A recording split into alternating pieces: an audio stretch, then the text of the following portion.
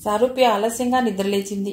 బలవంతంగా బ్రష్ చేయటం ముగించుకుని వచ్చి నీరసంగా కూర్చుంది. సమ్మోహన్ తన వైపు చూస్తాడేమో అని అతడే గమనిస్తోంది. కానీ అతడేమీ పట్టించుకోలేదు. హడావుడిగా ఆఫీస్కి తయారవుతున్నాడు. ఉండబట్టలేక సమ్మో అంది. సమ్మోహన్ తిరిగి చూసి, ఇంకా రెడీ అవ్వలేదేమిటి? ఫేస్ డల్గా ఉంది. ఆర్ యూ ఓకే అన్నాడు. లేదు సమ్మో, నాకు ఫీవరిష్గా అనిపిస్తుంది అంది. అవునా అంటూ నుదుటి మీద చేయి పెట్టి చూశాడు. జ్వరమేం లేదు, టైర్డ్ అయి ఉంటావు. ఈరోజు ఆఫీస్కి లీవ్ తీసుకుంటావా అన్నాడు. అదే అనుకుంటున్నాను అంది. సరే అయితే రెస్ట్ తీసుకో. నాకు బాక్స్ ఏమీ పెట్టొద్దులే, బయట తింటాను. టిఫిన్ కూడా ఫ్లేక్స్ తినేసి పెడతాను, నువ్వు పడుకో అంటూ హడావుడిగా వెళ్ళాడు. కొద్దిసేపు అలాగే కూర్చుంది. హాల్లోకి వెళ్లిన సమ్మోహన్ మళ్లీ వస్తాడని చూస్తోంది. ఒక 10 నిమిషాల తర్వాత మెయిన్ డోర్ ఓపెన్ చేసి క్లోజ్ చేసిన శబ్దం వినిపించింది. సారూప్య కళ్లల్లో నీళ్లు తిరిగాయి. ఏడవాలనిపించింది. ఏడ్చింది కూడా. కళ్ళు తుడుచుకుని పక్కనే ఉన్న మొబైల్ అందుకుని వాళ్ళమ్మకి ఫోన్ చేసింది. గీతమ్మ కాల్ లిఫ్ట్ చేసి, చెప్పమ్మా, ఏమిటి సంగతులు? ఆఫీస్కి వెళ్లే హడావుడిలో ఉన్నావనుకుంటాను, నాకు ఫోన్ చేశా అంది. ఏడిస్తే అమ్మ భయపడుతుందని గొంతు సవరించుకుంటూ, అమ్మీ నాకు ఒంట్లో బాగాలేదు అంది సారూప్య. అవునా, ఏమైందిరా? నీ వాయిస్ కూడా డల్గానే అనిపిస్తోంది అంది గీతమ్మ. అసలు నాకు ఒంట్లో బాగోలేదని బాధపడట్లేదు మమ్మీ. నాకు బాగోలేదని సమ్మోకి చెప్తే రెస్ట్ తీసుకో అంటూ కనీసం నాకు బాయ్ కూడా చెప్పకుండా వెళ్ళాడు అంది బాధగా. సరే, ఆ అబ్బాయి సంగతి పక్కన పెట్టు, ముందు నీకేమైంది? ఏమనిపిస్తుంది ఒంట్లో అంది గీతమ్మ. నాకేమనిపిస్తుందో, నేనెందుకు ఇలా అయ్యానో నాకు తెలుసులే మమ్మీ. పెళ్ళయ్యాక నేను చాలా లావ్ అయ్యానని డైటింగ్ స్టార్ట్ చేశాను. దాని ఎఫెక్ట్ ఇది అంది సారూప్య. అవునా, ఒళ్ళు సన్నబడాలంటే ఎక్సర్సైజ్లు యోగాలు చెయ్యాలి, కానీ తినటం మానేస్తారా ఎవరైనా? మమ్మీ నీకు తెలుసా, యోగాలు ఎక్సర్సైజ్లు చేస్తే 20% మాత్రమే తగ్గడానికి ఛాన్స్ ఉంది. అదే ఇలా లిక్విడ్ డైట్ ఫాస్టింగ్ చేస్తే 80% వెయిట్ లాస్ అవుతుంది. అయినా నాకు యోగాలు ఎక్సర్సైజ్లు చేసే టైం ఎక్కడుంది అంది సారూప్య. ఊరుకోవే పిచ్చిదానా, తినవలసిన వయసులో తినకుండా డైటింగ్ పేరుతో కడుపు మార్చుకుంటారా ఎవరైనా? ఇలా చేస్తే నువ్వు వీక్ అవుతావు, ఇక పిల్లల్ని ఎలా కంటావు అంది గీతమ్మ. నేనెలా కష్టపడి సన్నబడాలి అని ఆలోచిస్తుంటే నువ్వు పిల్లల గురించి మాట్లాడతావు. అసలు ఇంతవరకు మేమే ఒకరినొకరం బాగా అర్థం చేసుకోలేదు అంది సారూప్య. సరే, ముందు నువ్వు కిచెన్లోకి వెళ్ళి ఏదైనా కడుపు నిండా తిను, అప్పుడు నీరసం ఎగిరిపోతుంది. ఏటో మమ్మీ, తినాలని కూడా అనిపించట్లేదు. ఎవరైనా చేసి పెడితే బాగుండనిపిస్తుంది. వంటమ్మాయిని పెట్టుకోవాలనుకున్నారు కదా. ఆ విషయం ఎందుకు అడుగుతావులే మమ్మీ, మొన్న ఒక కుక్ వచ్చింది. నేనేదో పన్నీర్ బటర్ మసాలా చేయమన్నాను, దాన్ని కారంగా చండాలంగా చేసి పెట్టింది. అది తిన్నప్పటి నుండి వేరే వాళ్ళ వంటలంటేనే భయం పుట్టింది. చపాతీ చేయమంటే పరోటాలు బాగా చేస్తాను అంటూ మందంగా చేసి సరిగ్గా కాలనివ్వకుండా పిండి పిండిగా చేసి వెళ్ళిపోయింది. సమ్మోహన్ ఒక పరోటాను సగం తిని ఏం మాట్లాడకుండా వెళ్ళాడు. నాకు కోపిక లేక నేను కూడా తినకుండా పడుకున్నాను. ఇక వంట మనుషుల గురించి ఏం చెప్పమంటావు అని మాట్లాడుతూనే కిచెన్లోకి వెళ్ళింది సారూప్య. అక్కడంతా వెతికి ఏడ్చినట్లుంది అని, మమ్మీ కిచెన్లో ఏం లేవు, ఈ బ్రెడ్ జామ్ తినాలంటే నా వల్ల కాదు. పాలు కార్న్ఫ్లేక్స్ అస్సలే తినలేను. నాకేదైనా కారంగా తినాలనుంది. ఎమ్మీగా కారం దోశనో లేదంటే పెసరట్టో, కనీసం వేడివేడి ఇడ్లీ అన్నా తినాలనుంది అంది సారూప్య. మరి అలా అనిపించినప్పుడు మీ ఆయన ఉన్నప్పుడు చెప్పి తెప్పించుకోవచ్చుగా అంది గీతమ్మ. అదే నీకు చెబుదామని ఫోన్ చేశాను మమ్మీ. నాకు బాగా లేకపోయినా రెస్ట్ తీసుకో అని చెప్పి ఆఫీస్కి వెళ్ళాడు. అసలు సమ్మో నన్ను లవ్ చేయట్లేదు మమ్మీ అంది. నీ తలకాయ్, ఒకటి చెప్తే 100 ఊహించుకుంటావు అంది గీతమ్మ. అంతేకాని సమ్మోని ఒక్క మాట కూడా అననివ్వవు కదా అంది సారూప్య. మరి ఆ పిల్లాడికేమే, ఈ రోజుల్లో అబ్బాయిలతో పోల్చుకుంటే బంగారం. ముందు నువ్వేమైనా తిను, కనీసం ఉప్మా అయినా చేసుకో, లేదంటే బయట నుండి ఏదైనా ఆర్డర్ చేసి తెప్పించుకో. నువ్వు తిన్నాక నాకు కాల్ చేయి, నేను మళ్ళీ మాట్లాడతాను అంది. సరే అని ఫోన్ కట్ చేసింది సారూప్య. ఫ్రిడ్జ్లోంచి జ్యూస్ బాటిల్ తీసి గ్లాసులో పోసుకుంది. జ్యూస్ బాటిల్ లోపల పెడుతుంటే ఎగ్స్ కనిపించాయి. అమ్మయ్యా, వీటితో బ్రెడ్ ఆమ్లెట్ వేసుకుని తింటాను అనుకుంటూ ఆమ్లెట్ వేసుకుని టీవీ ఆన్ చేసుకుని రిలాక్స్గా తిన్నది. మమ్మీ నాకు ఎంత కాదని చెప్పినా సమ్మో నా విషయంలో చాలా నెగ్లెక్టెడ్గా ఉన్నాడు, వాడి సంగతి చెప్తారా అని కసిగా అనుకుని మధ్యాహ్నం ఏం వండుకోవాలి అని మళ్ళీ ఫ్రిడ్జ్ డోర్ ఓపెన్ చేసి చెక్ చేసింది. సాయంత్రం సమ్మోహన్ డోర్ తీసి లోపలికి వచ్చేసరికి సోఫా మీద పడుకుని నిద్రపోతూ కనిపించింది సారూప్య. ఏమిటి ఇలా పడిపోయింది? నిజంగానే పడిపోయిందా, పడుకుందా అని షూస్ కూడా విప్పకుండా గబగబా సోఫా దగ్గరికి వెళ్లి సారూప్య భుజం మీద చేయి పెట్టి సారూప్య అంటూ గట్టిగా కుదిపాడు. ఆ అంటూ కళ్ళు తెరిచింది. చాలా ఫ్రెష్గా ఉంది సారూప్య మొహం. సమ్మోహన్లో టెన్షన్ తగ్గి పడుకున్నావా అన్నాడు. పడుకున్నవాడని లేపి పడుకున్నావా అని అడిగేవాడివి నువ్వే అని తన నిద్రంతా డిస్టర్బ్ అయినట్లుగా విసుగ్గా చూసింది. వెంటనే పొద్దున జరిగిన విషయం గుర్తొచ్చింది.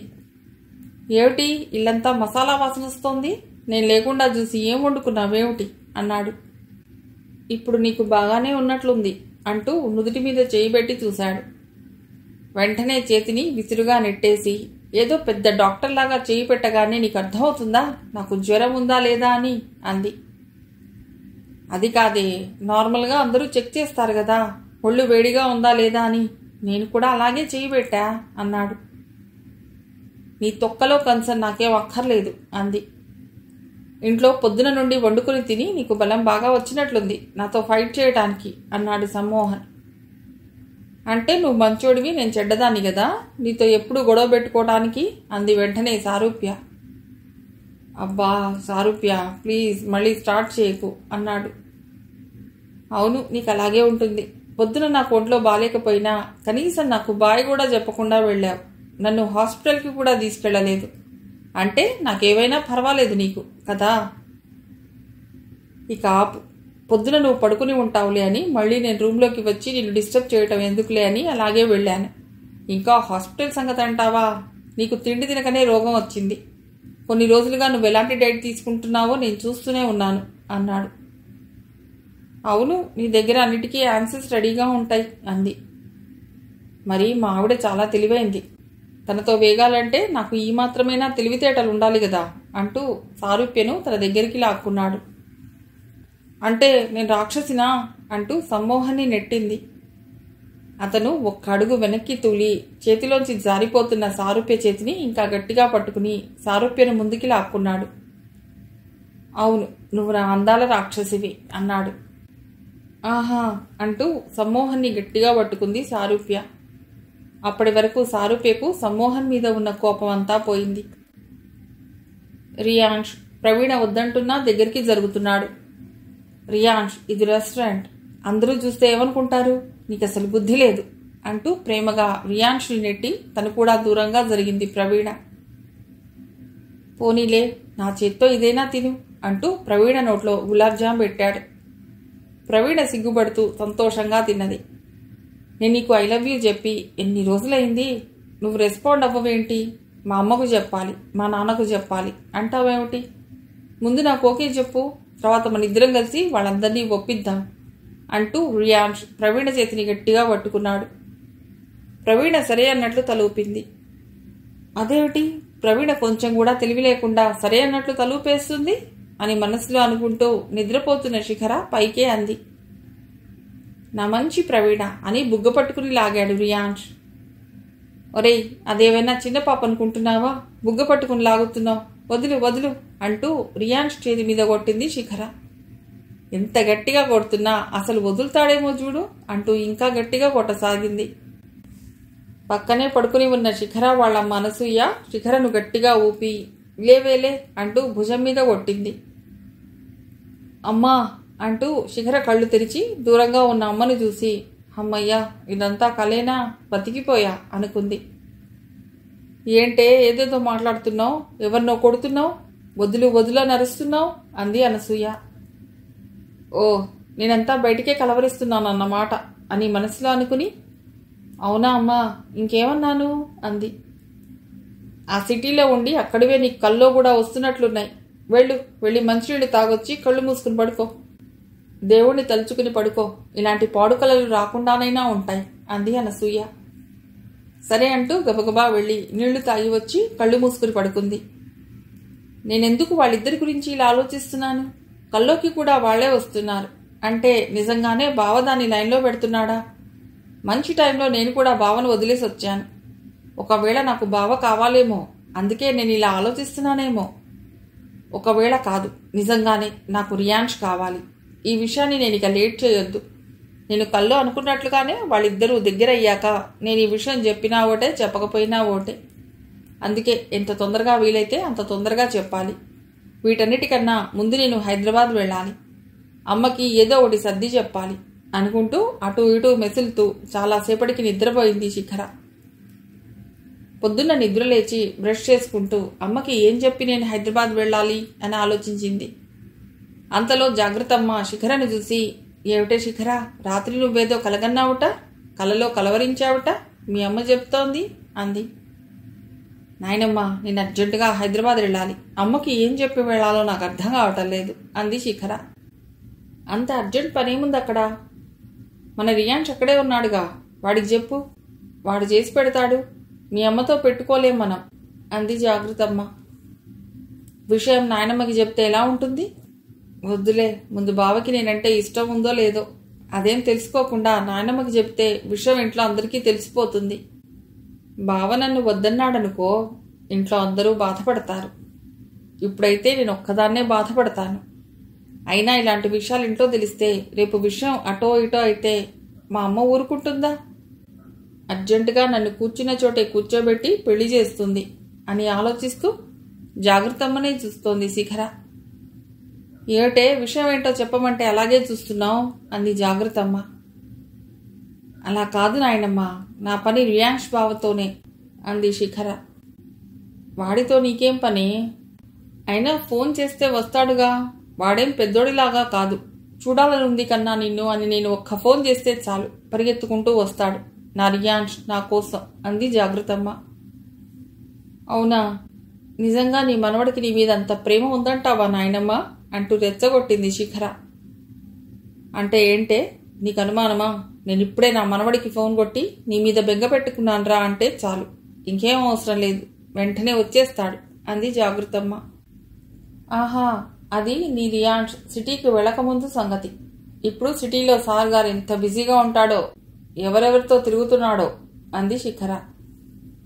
అంటే నా మనవడు చెడిపోతున్నాడంటావా అంది కళ్ళు పెద్దగా చేసి జాగ్రత్తమ్మ. అంటే వింటే కాదు, నువ్వు నీ మనవడిని పిలిపించుకోగలిగితే పిలిపించుకో, అప్పుడు చూద్దాం అంటూ అక్కడి నుండి నవ్వుతూ వెళ్ళింది శిఖర. అదేమిటి అలా నవ్వుతూ వెళ్ళింది? ఇదేదో వ్యవహారంలా ఉంది. ఇంతకు ముందెప్పుడు శిఖరం నేను ఇలా చూడలేదు. నవ్వుతూ సిగ్గుపడుతుందేమిటి? మళ్ళీ నేనెక్కడ చూస్తాను అని గబగబా వెళ్ళిపోయింది. చూస్తాను, అది బయటపడనన్ని రోజులు నేను కూడా బయటపడను. మళ్ళీ అడుగుతుంది కదా, రియాన్స్ని పిలిపిస్తానన్నావు అని, అప్పుడు చెప్తా. సరే, వాడికి కూడా ఫోన్ చేద్దాం, అసలు వాడేమనుకుంటున్నాడు, అప్పుడు విషయం ఇదేనా కాదా అన్నది కూడా తేలిపోతుంది అని అనుకుంటూ ఫోన్ పట్టుకుని బయటకు వెళ్ళి ఎవరూ లేకుండా చూసుకుని రియాన్స్కి ఫోన్ చేసింది జాగ్రత్తమ్మ. రియాన్స్ ఫోన్ లిఫ్ట్ చేసి, హలో అమ్మమ్మ, ఎలా ఉన్నావు నువ్వు అన్నాడు. నేను బాగానే ఉన్నాను కన్నా, నువ్వెలా ఉన్నావు అంది. ఏదోలే అమ్మమ్మ, అలా ఉన్నాను అన్నాడు రియాన్స్. అదేంట్రా అంత డల్గా చెప్తున్నావు, ఒంట్లో ఏమైనా బాగాలేదా అంది ఆతృతగా జాగ్రత్తమ్మ. నాకెందుకో నువ్వు బాగా గుర్తొస్తున్నావు అమ్మమ్మ అన్నాడు. అవునా, ఏమ్మా ఎందుకు అంటే నేనే గుర్తొస్తున్నానా లేక ఇంట్లో అందరూ గుర్తొస్తున్నారా అంది మర్మగర్భంగా. ఇదేమిటి, నేనేదో చెప్పాలనుకుంటుంటే అమ్మమ్మ ఇంకోలా మాట్లాడుతుంది అనుకున్నాడు మనసులో రియాన్స్. అది కాదమ్మమ్మ, ఇంట్లో అందరూ ఎలా ఉన్నారు? తాతయ్య, మావయ్య, అత్తయ్య అన్నాడు. మేమందరం బాగానే ఉన్నాన్రా అంది. శిఖర్ ఎలా ఉంది అన్నాడు. దానికేం, 3 పూటలా వాళ్ళమ్మ చేసిన వంటలు తింటూ హాయిగా ఉంది. అవును, నీకు చెప్పలేదు కదూ, శిఖర ఈ మధ్య వంట కూడా చేస్తుంది. వంట చేయడంలో వాళ్ళ అమ్మను మించిపోవాలట అంది. అవునా, నా గురించి ఏమీ ఆలోచించట్లేదా అయితే అనుకున్నాడు మనస్సులో. కానీ నిన్న రాత్రి ఏదో కలవరించిందిట నిద్దట్లో. పొద్దున్నే వాళ్ళమ్మ ఏదో తాయెత్తు కట్టివ్వాలని శిఖరను ఊళ్ళో ఉన్న దర్గా దగ్గరికి తీసుకువెళ్లాలని చెప్పింది అంది జాగృతమ్మ. అవునా, ఇప్పుడు శిఖరకి ఎలా ఉంది మరి అన్నాడు రియాన్స్. ఎలా ఉండటం ఏమిట్రా, దానికి ఏమైనా జబ్బా? బాగానే ఉంది. వాళ్ళమ్మని అనవసరంగా దాని గురించి కంగారు పడుతుంది అంది. పోనీ నేను ఒకసారి రానా అమ్మమ్మ? దేనికి, శిఖర కోసమా? చిచ్చి కాదు, నీకోసమే. నా కోసమైతే వద్దులే, ఎందుకు అనవసరంగా? నువ్వు అక్కడే ఉండి ఉద్యోగం చేసుకో. ఎలాగూ రేపో మాపో శిఖరకి వాళ్ళమ్మ పెళ్లి చేస్తుంది, అప్పుడు వద్దు గాని. ఏం చెప్తున్నావమ్మా, శిఖరకు పెళ్ళేమిటి? అదేమిటి, శిఖర నీకేం చెప్పలేదా? ఇద్దరు ఒకే ఊళ్ళో ఉన్నారు, అప్పుడప్పుడు మీ ఇద్దరు కలుస్తారని కూడా చెప్పింది. కలుస్తాము, నాకు దగ్గరలోనే ఉంటుంది, కానీ ఇలాంటి విషయాలేమీ నాతో చెప్పదు. నేనేమైనా పరాయి వాడినా చెప్పమ్మమ్మ, నాతో చెప్పటానికే అన్నాడు రియాన్స్. ఫోన్లేరా, ఆడపిల్ల కదా, ఎంతైనా పెళ్లి ప్రేమ అనేసరికి కాస్త భయపడతారు అంది జాగృతమ్మ. అయితే ఇప్పుడు శిఖరకు సంబంధం కుదిరినట్లేనా అన్నాడు రియాన్స్. ఇంకా లేదులే, చూద్దాం అనుకుంటున్నారు అంది. అమ్మయ్యా అనుకున్నాడు మనస్సులో రియాన్స్. నువ్వు శిఖరకు ఫోన్ చేయొచ్చు కదరా? చెయ్యాలని అనుకుంటూనే ఉన్నానమ్మమ్మ, కానీ శిఖరనే ఏంటి బావా ఫోన్ చేశావు అని అంటుందని భయం. ఇదంతా కాదులే, నేను ఒకసారి వస్తానమ్మమ్మ ప్లీజ్ అన్నాడు. సరేలేరా, నువ్వు వస్తానంటే నేను ఎందుకు కాదంటాను అంది జాగృతమ్మ. సరే, నేను ఇప్పుడు ఆఫీస్కి వెడుతున్నానమ్మమ్మ, లీవ్ పెట్టుకుని బయలుదేరి వస్తాను. నేను వచ్చాక నీతో చాలా మాట్లాడాలి. బాయ్ అమ్మమ్మ అంటూ రియాన్స్ కాల్ కట్ చేశాడు. రియాన్స్ కాల్ కట్ చేశాక వీళ్ళిద్దరి వ్యవహారం చూస్తుంటే ఒకటేలా ఉంది అని అనుకుంది జాగృతమ్మ మనస్సులో. కానీ ఇదంతా నా కూతురు జమునకి నచ్చుతుందో లేదో, అయినా ఏం పర్వాలేదు, వీళ్ళిద్దరూ జమునను సమాధానపరచగల సమర్థులే అనుకుంటూ లోపలికి వెళ్ళింది జాగృతమ్మ. జాగృతమ్మను చూడగానే, అమ్మా ఇవాళే కదా నువ్వు రోహిణి దగ్గరికి వెళ్లేది, లోపల మీ కోడలి పిండి వంటలన్నీ సర్దుతోంది అన్నాడు రత్నాకర్. అవునరా, నేను ఆ విషయం మర్చిపోయాను. నేను త్వరగా రెడీ అయి వస్తాను. నాతో పాటు శిఖరను కూడా పంపిస్తావా అంది జాగృతమ్మ. వద్దులే అమ్మా, దానికేదో ఆఫీస్ వర్క్ ఉందిట, లీవ్ పెట్టుకుని వచ్చింది కదా, రోజు వాళ్ళమ్మ దగ్గర గొడవ చేస్తుంది హైదరాబాద్ వెళ్ళాలని. ఇప్పుడు నువ్వు రమ్మన్నా రాదు. నేనే నిన్ను రోహిణి దగ్గర వదిలేసి వస్తాను, త్వరగా రెడీ అవ్వు. నిన్నక్కడ వదిలేసి నేను సిటీకి వెళ్ళాలి, అర్జెంటుగా పొలానికి మందులు తేవాలి అన్నాడు. సరే రత్న, నేను ఇంకా శిఖర జాబ్ మానేసి వచ్చిందనే అనుకున్నా, లీవ్ పెట్టుకుని వచ్చిందనుకోలేదు. అదొద్దులే, నేను ఒక్కదాన్నే వెళతాను అంటూ గబగబా రెడీ అయి పక్క ఊరైన ధర్మవరంలో ఉన్న తన పెద్ద మనవరాలు రోహిణి దగ్గరికి వెళ్ళింది జాగృతమ్మ. రియాన్స్ శిఖర దగ్గరకు వెళ్లాలని చాలా సంతోషంగా బస్ ఎక్కాడు. ఆ బస్ మధ్యలోనే ఆగింది. ఆ బస్ రిపేర్కి వచ్చింది, బాగపడటానికి టైం పడుతుంది అని డ్రైవర్ అనగానే అందరూ బస్ దిగారు. అందరితో పాటు రియాన్స్ కూడా బస్ దిగి రోడ్డు పక్కన నిలబడ్డాడు. ఏదైనా వెహికల్ వస్తుందేమో అని చూస్తున్నాడు. కారులో వస్తున్న అంకిత్ రియాన్స్ను చూసి కారు ఆపాడు. వెనక సీట్లో కూర్చుని ఉన్న అంకిత్ తండ్రి కృష్ణప్రసాద్, ఎందుకు అంకిత్ కారు ఆపావు అన్నాడు అర్థం కాక. అటు చూడండి నాన్నగారు, అతడు రియాన్స్ కదూ అన్నాడు అంకిత్. కృష్ణప్రసాద్ వెంటనే బయటకు చూసి, అవును రియాన్షే, జమున కొడుకు కదా, నీ పెళ్లిలో చూశాను, చాలా హుషారైన కుర్రవాడు, కారు దిగి పిలుచుకురా, బస్ రిపేర్లో ఉన్నట్లుంది అన్నాడు. అంకిత్ కారు దిగి రియాన్స్ దగ్గరికి వెళ్ళాడు. హాయ్ రియాన్స్ అన్నాడు అంకిత్. హే అంకిత్, నువ్వా అంటూ షేక్ హ్యాండ్ ఇచ్చి అంకిత్ని హగ్ చేసుకున్నాడు రియాన్స్. ఎక్కడికి రియాన్స్, మావయ్య గారింటికేనా అంటూ రియాన్స్ని వదిలి అడిగాడు అంకిత్. అవును, మధ్యలోనే ఈ బస్ రిపేర్కి వచ్చింది, వెహికల్ కోసం చూస్తున్నాను. పద మన కారులో పెడదాం. నేను ఏదో ఒక వెహికల్ చూసుకుని పెడతాను, మీకెందుకు శ్రమ? ఇందులో శ్రమేముంది, నువ్వు మావయ్య వాళ్ళ ఊరు వెళ్ళాలంటే మా ధర్మవరం దాటే వెళ్ళాలి. మా డ్రైవర్ ఇంటి దగ్గరే ఉన్నాడు, అక్కడ దిగాక నేను డ్రైవర్నిచ్చి పంపిస్తాను. నేనేమీ నా పనిని డిస్టర్బ్ చేసుకోవటం లేదు, నువ్వు మరీ అంతగా ఆలోచించకు, రోహిణిని కూడా చూసినట్లుంటుంది అన్నాడు అంకిత్. అవును నిజమే, రోహిణి వదిన దగ్గరికి వెళ్లి చూసి పెడితే మావయ్య కూడా సంతోషిస్తాడు అని అనుకుంటూ, సరే అంకిత్ పద పెడదాం అంటూ అంకిత్తో వెళ్ళాడు రియాన్స్. అంకిత్ రియాన్స్ ఒకే బ్యాచ్ వాళ్ళు, కాకపోతే ఎంబీఏలో ఉన్నప్పుడే అంకిత్కి పెళ్లి చేశాడు కృష్ణప్రసాద్. పెళ్లి తర్వాతనే ఎంబీఏ కంప్లీట్ చేశాడు అంకిత్. రియాన్ష్ ఎంబీఏ చేయకుండా జాబ్లో జాయిన్ అయ్యాడు. అంతే తేడా. వాళ్ళిద్దరూ కార్ దగ్గరికి వెళ్లారు. అంకిత్ డ్రైవింగ్ సీట్లో కూర్చున్నాడు. రియాన్ష్ కార్ డోర్ తీసి కారులోకి చూడగానే అంకిత్ వాళ్ళ నాన్నగారు కృష్ణప్రసాద్ కనిపించాడు. అంకుల్ బాగున్నారా అడిగాడు రియాన్ష్. బాగున్నాను రియాన్ష్, నువ్వెలా ఉన్నావు? అమ్మ, నాన్న, అన్నయ్య అందరూ ఎలా ఉన్నారు అడిగాడు కృష్ణప్రసాద్. అందరూ బాగున్నారు అంకుల్ అంటూ కారులో కూర్చున్నాడు రియాన్ష్. కారు బయలుదేరింది. మీరేదో నాకు లిఫ్ట్ ఇవ్వటానికే ఇటువైపు వచ్చినట్లుంది అన్నాడు నవ్వుతూ రియాన్ష్. అంకిత్, కృష్ణప్రసాద్ కూడా నవ్వారు. మేము ఈ రూట్లో ఎప్పుడూ తిరుగుతూనే ఉంటాం. ఈరోజు పొలానికి కావలసిన ఫర్టిలైజర్స్ కోసం వెళ్ళొస్తున్నాం అన్నాడు కృష్ణప్రసాద్. నాన్న, వెళ్లే దారిలో వీటిని రంగయ్యకిచ్చేడదామా అన్నాడు అంకిత్. అదే మంచిది అంకిత్. ఈ మందులు రంగయ్య దగ్గర ఉంటే పనివాళ్ళు రాగానే అవసరాన్ని బట్టి పొలానికి చల్లుకుంటారు అన్నాడు. అలాగే అంటూ కార్ని పొలం వైపు పోనిచ్చాడు అంకిత్. ఇవాళ పొద్దున్నే రోహిణిని చూడాలని మీ అమ్మమ్మ వచ్చింది రియాన్ష్ అన్నాడు కృష్ణప్రసాద్. ఓ, అయితే అమ్మమ్మ ఇక్కడే ఉందా అన్నాడు రియాన్ష్. అవును అన్నాడు కృష్ణప్రసాద్. పొలం రాగానే కారు ఆపాడు అంకిత్. కారు దిగ్గానే రంగయ్య అంటూ కేకేశాడు అంకిత్. అప్పటికే కారును చూసి పరిగెత్తుకుంటూ వస్తున్నాడు రంగయ్య, అతడి భార్య కూడా. నువ్వు అడిగిన మందులన్నీ తీసుకొచ్చాను రంగయ్య, లోపల పెడదాం అంటూ కారు డిక్కీ ఓపెన్ చేశాడు అంకిత్.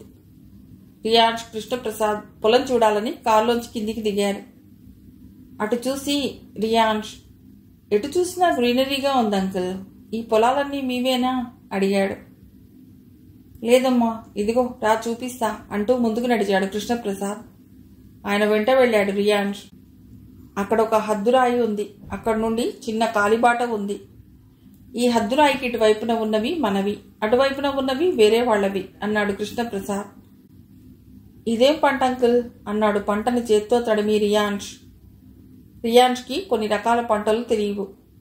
అదిగో అక్కడ వరకు వేరుశనగ రియాన్ష్, అవతల వైపుది మినుము, పెసర అన్నాడు కృష్ణప్రసాద్. ఈ లోపల మందులన్నీ దించి అక్కడే ఉన్న పెంకుటింట్లో పెట్టాడు రంగయ్య. నాన్న, మనం బయలుదేరదామా అన్నాడు అంకిత్. సరే అంటూ కృష్ణప్రసాద్, రియాన్ష్ కారులో కూర్చున్నారు. కారులో కూర్చున్నాక, నాకు ఈ పొలాలు చూస్తుంటే చాలా ప్లెజెంట్గా అనిపిస్తోంది అంకిత్, మీ పొలాలు చాలా బాగున్నాయి అన్నాడు. పొలాలు బాగుండటం ఏమిటి రియాన్ష్, పొలం అంటే ఇలాగే ఉంటుంది అంతే అన్నాడు అంకిత్ నవ్వి.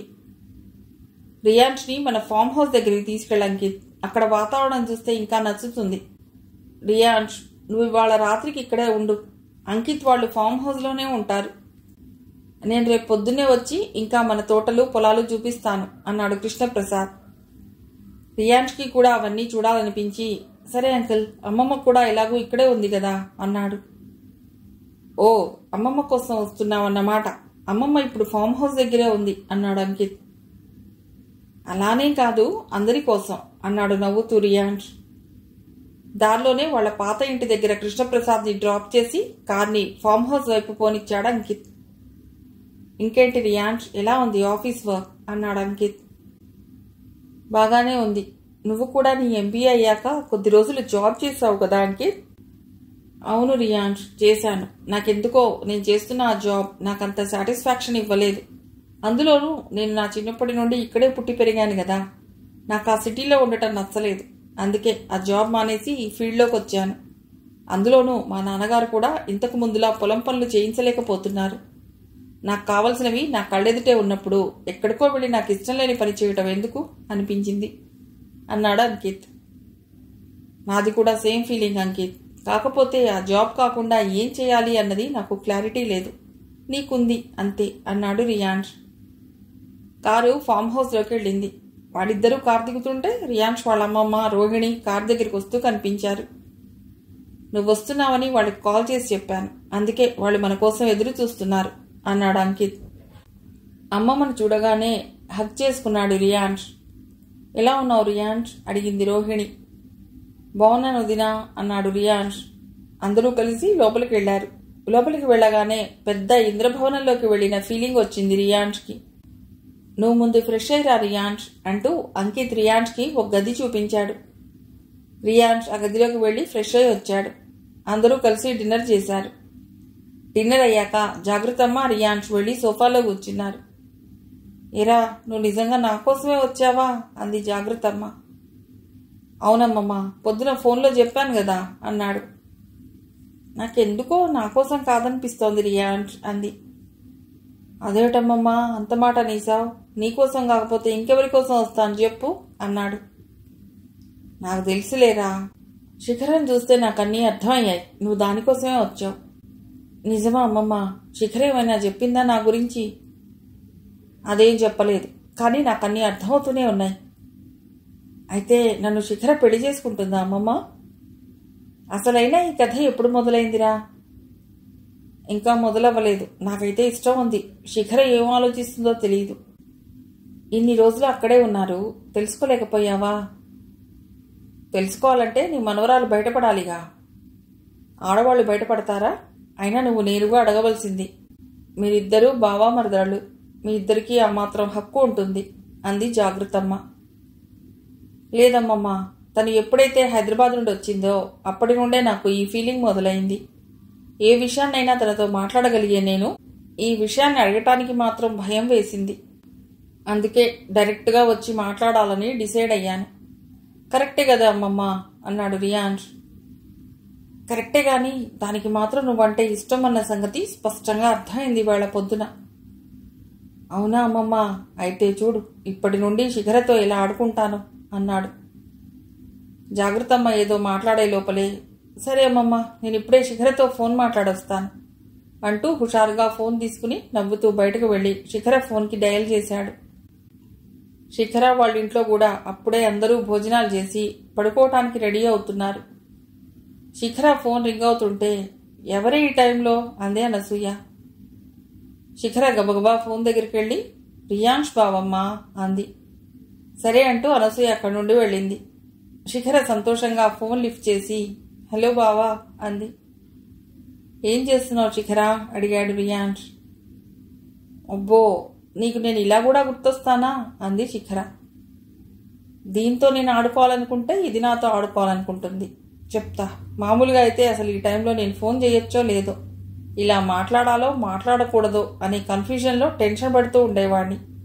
కానీ ఇప్పుడు నాకు సగం మ్యాటర్ అర్థమైంది అమ్మమ్మ ద్వారా అనుకున్నాడు. హలో బావా, వినిపిస్తుందా అంటూ మొబైల్ చెవి దగ్గర నుండి తీసి చెక్ చేసుకుంది, కాల్ డిస్కనెక్ట్ అయ్యిందేమో అని. వినిపిస్తుంది శిఖర అన్నాడు. మరేం మాట్లాడమే అంది. అంటే నీలాంటి తెలివైన వాళ్లతో మాట్లాడాలంటే కాస్త ఆలోచించి మాట్లాడాలి కదా అన్నాడు. నేనంత తెలివైన దానైనా మనుషుల్ని మనస్సుల్ని చదివే తెలివి మాత్రం నాకు లేదు అంది. ఎందుకు తొందరపడతావు? అది కూడా నేర్చుకుంటావులే. కానీ నువ్వు ఇలా వెళ్ళి ఇంట్లో కూర్చుంటే ఏవీ నేర్చుకోలేవు.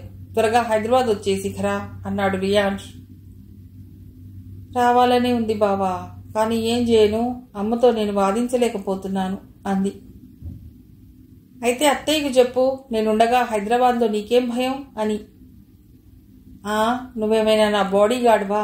నువ్వున్నావని అమ్మకి ధైర్యం చెప్పటానికి. పోనీ నువ్వలా ఉంటారని చెప్పు, అమ్మకి చెప్తా అంది శిఖర వస్తున్న నవ్వుని ఆపుకుంటూ.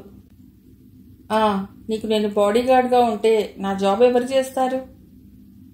నేను శాలరీ ఇస్తాలే బావా, నాకు బాడీ గార్డ్లా ఉంటే అంది శిఖర. నాలాంటి వాడిని బాడీ గార్డ్లా ఉంచుకోవాలంటే నీకు చాలా ఖర్చు అవుతుంది, ఆలోచించు. ఎంత ఖర్చయినా నిన్ను వదిలిపెట్టనులే బావా. అయినా ఈ మాటలు ఎందుకులే శిఖర, రేపో మాపో మీ అమ్మ నీకో సంబంధం చూసి పెళ్లి చేసేస్తుంది, అప్పుడు నీకు నేను గుర్తు కూడా రాను అన్నాడు ఉడికిస్తూ. శిఖర మాట్లాడలేదు. ఏం మాట్లాడాలో కూడా ఆమెకు అర్థం కాలేదు. ఏమిటి, పెళ్ళనగానే అప్పుడే డ్రీమ్స్లోకి వెళ్ళావా? నాకు పెళ్లి కావాలని తెగ తొందరపడుతున్నట్లున్నావు. నిన్ను పెళ్లి చేసుకుని వెళ్ళిపోతే నువ్వు హ్యాపీయా అంది గద్గద స్వరంతో. మరదలి పెళ్లి అంటే ఏ బావకైనా సరదాగా ఉంటుంది కదా అన్నాడు. అయినా నీకు కూడా మా అమ్మలాగా పెళ్లి పిచ్చి పట్టినట్లుంది. ముందు నువ్వు చేసుకో, ఆ తర్వాత నేను చేసుకుంటా. నా పెళ్లికే నేను ఆల్రెడీ ఒక అమ్మాయిని సెట్ చేసుకున్నాను అన్నాడు కావాలని. అప్పటికే ఆమె కళ్లల్లో ఉన్న నీళ్లు ఒక్కసారిగా బుగ్గల మీదికి జారి తన కాళ్ల మీదనే పడ్డాయి. గొంతులోంచి ఏడుపు బయటకు రాకముందే రియాన్ష్కి ఎక్కడ వినిపిస్తుందో అని వెంటనే కాల్ కట్ చేసింది. గొంతులో ఉన్న ఏడుపుని, ఊపిరిని ఆపుకోలేక ఏడ్చింది. అది కూడా ఎవరికీ వినిపించకూడదని వెంటనే జాగ్రత్త పడింది. రియాన్ష్కి విషయం అర్థమై అప్పుడే రిటర్న్ కాల్ చేశాడు. రియాన్ష్ దగ్గర నుండి కాల్ వస్తుంటే సైలెంట్లో పెట్టి ముందు నన్ను నేను కంట్రోల్ చేసుకోవాలి అని లోపలికి వెళ్ళి మంచినీళ్లు తాగి గొంతు సవరించుకుని కాల్ లిఫ్ట్ చేసే లోపలే రియాన్ష్ కాల్ కట్ అయింది. కాసేపు అలాగే నిలబడి ఊపిరి పీల్చుకుంది శిఖర. అయినా నేను ఎందుకింత ఎమోషనల్ అవుతున్నాను? నేను ప్రేమిస్తే ఎదుటి వాళ్ళు కూడా నన్ను ప్రేమించాలని అనుకోవటం తప్పు కదా అని అనుకుంటూ కళ్ళనీళ్లు తుడుచుకుంటుంటే మళ్ళీ రియాన్ష్ దగ్గర నుండి ఫోన్ వచ్చింది. ఓ గాడ్, ప్లీజ్ ఒక్క 5 నిమిషాలు నేను నార్మల్గా మాట్లాడే ధైర్యాన్ని గొంతును ఇవ్వు ప్లీజ్ అని అనుకుంటూ ఉబికి వస్తున్న కన్నీళ్లను తుడుచుకుంటూ కాల్ లిఫ్ట్ చేసింది. వెంటనే రియాన్ష్, ఏమైంది, కాల్ ఎందుకు కట్ చేశావు అన్నాడు కంగారుగా. నేను హెడ్సెట్ పెట్టుకున్నాను బావా, అది ఇక్కడే ఉన్న చెట్టు కొమ్మకి తగిలి హెడ్సెట్ చెవిలోంచి ఊడిపోయింది, ఫోన్ కింద పడింది అంది. ఓ 2 క్షణాలు మళ్ళీ ఊపిరి తీసుకుని కట్ అయింది అంది. అబద్ధం చెప్పకు, అలా అయితే నేను ఫోన్ చేసినప్పుడు రింగ్ అయింది, నువ్వెందుకు లిఫ్ట్ చేయలేదు అన్నాడు. అరే, ఫోన్ తీసుకుని మళ్ళీ నేను అన్నీ సెట్ చేయడానికి టైం పట్టదా? అయినా టైం కాని టైంలో ఫోన్ చేసి ఈ మాటలేంటి, నాకు నిద్ర వస్తోంది, బాయ్ అంటూ కాల్ కట్ చేసింది శిఖర. రియాన్ష్కి అప్పుడు అర్థమైంది శిఖర తనని ఎంత ఇష్టపడుతోందో. ఐఎమ్ సారీ శిఖర, నేను హర్ట్ చేసినట్లున్నాను అని వెంటనే మెసేజ్ పెట్టాడు. శిఖర దానికి రిప్లైగా, నో నాకు నిజంగానే నిద్ర వస్తోంది బావా, అందుకే కట్ చేశాను అని మెసేజ్ ఇచ్చింది.